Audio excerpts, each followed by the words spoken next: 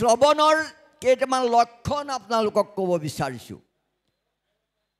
গতিকে যেতিয়া ক'লে যে সাক্ষাতে কৃষ্ণক পাৱে শ্ৰৱণ কীৰ্তন ধৰ্মজাৰ, আমিতো কৃষ্ণক পাবৰ কাৰণেহে এইবোৰ কৰি আছোঁ, ভাগৱত ইত্যাদি অনুষ্ঠান। গতিকে সাক্ষাৎ কৃষ্ণক পাম যদি প্ৰকৃত শ্ৰৱণ কৰিব পাৰোঁ। এতিয়া আমাৰ শ্ৰৱণ আমি কেই প্ৰকাৰ? কাণেৰে শুনিলেই শ্ৰৱণ নহয়। আপোনাৰ ল'ৰাটো আপুনি সদায় কয় তই জুৱা নেখেলিবি আৰু তই স্কুললৈ যা, সি স্কুললৈও নাযায় আৰু বাপেকৰ পইচা জেপ ফালি নি সি জুৱা খেলে। প্ৰত্যেক দিনেই বাপেকে তাক কয় তই কথা নুশুনা হলি, পিছত তই পস্তাবি। কাৰণ সেইটো কাণেৰে শুনিছিলে, কিয় নুশুনা বুলি ক'লে? অৰ্থাৎ পালন নকৰিলে।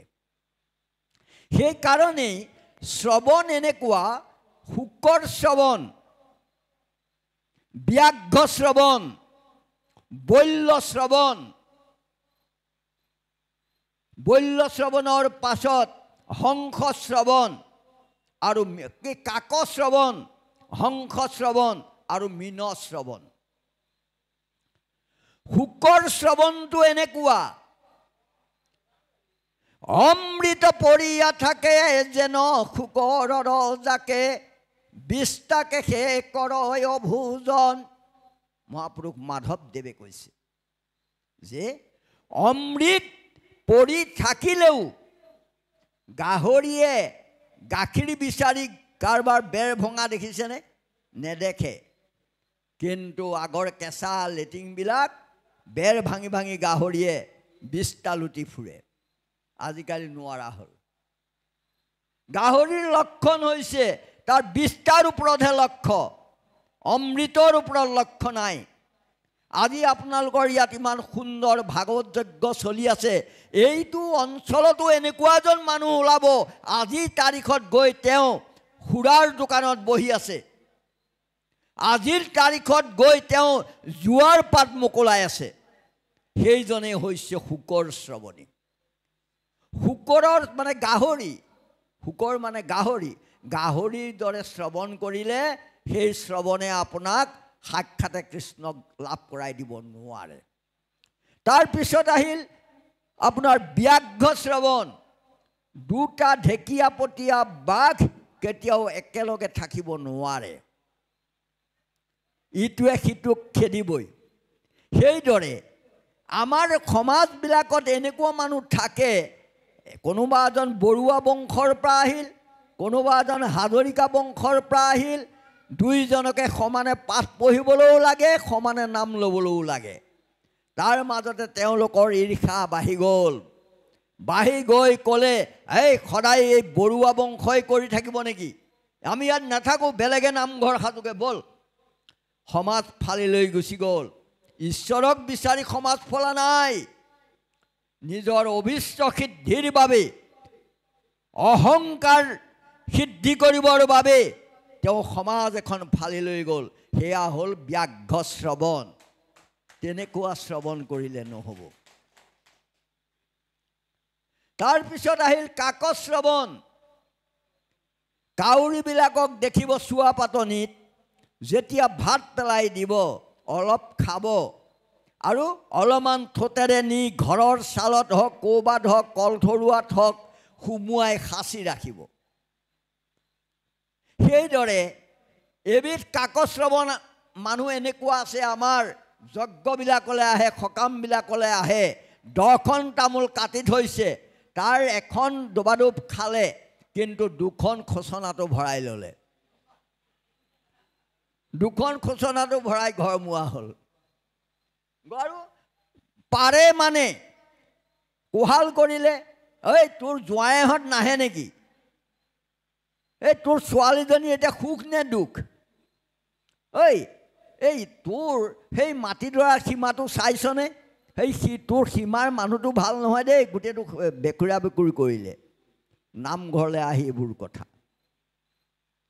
গতিকে এইবোৰ মানে সেইবোৰ কথা পাতি কোহাল কৰে, কাউৰীয়ে কোহাল কৰা দি। সেই শ্ৰৱণে কাকশ্ৰৱণ বুলি কৈছে, সেই শ্ৰৱণে আমাক কেতিয়াও ভাল ফল দিব নোৱাৰে। তাৰপিছত আহিল আমাৰ বল্য শ্ৰৱণ, বলদ গৰুৰ শ্ৰৱণ। এতিয়াতো হাল নেবায়ে, মানুহে বলদ গৰুৰ কাম নাজানে, আগৰখিনিয়ে জানে।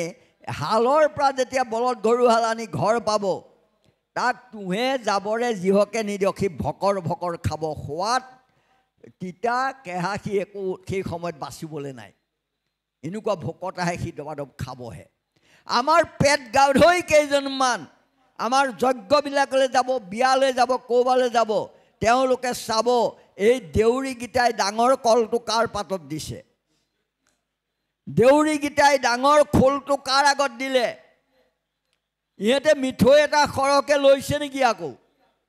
তেওঁলোকৰ লক্ষ্য সেইটোহে হ'ব, পেট গাধৈ নিজৰ পেট পুৰোৱা। আৰু এটা কলৰ জেগাত 4টা কল যেনে তেনে খাই কিবা কৰি মুঠতে আমাৰ ভাগৱতত যে বইল ভাত হয়, সেই সময়ত দেখিব মানুহ থিয় হ'বলৈ জেগা নাই নামঘৰত, কিন্তু তাৰ পিছত হামিয়াই পাঠেকীকেইজনে, মূল পাঠেকীকেইজনে গোটেই নিশাটো কটায়। বৰ দুখৰ কথা।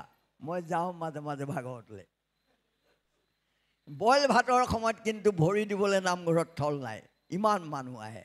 সেয়া পেট গাধৈ, পেট পুৰোৱা, পেট পুৰাবলৈ আহে। জলপান, চাহ, মিঠৈ, তামোল, পাণ ইত্যাদি ইত্যাদি। আমি এই শ্ৰৱণেৰে আমি শ্ৰৱণ লভিলোঁ বুলি দাবী কৰিব আমি নোৱাৰোঁ। তাৰপিছত আহিল হংস শ্ৰৱণ, ভাল শ্ৰৱণ।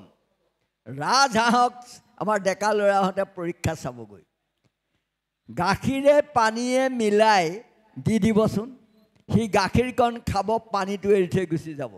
তাৰ ঠোঁটেৰে পানীটো বাচি পেলাব, পানীৰ পৰা গাখীৰ বাচি সি খাব পাৰে, আৰু পানীটো সি এৰি থৈ গুচি যাব।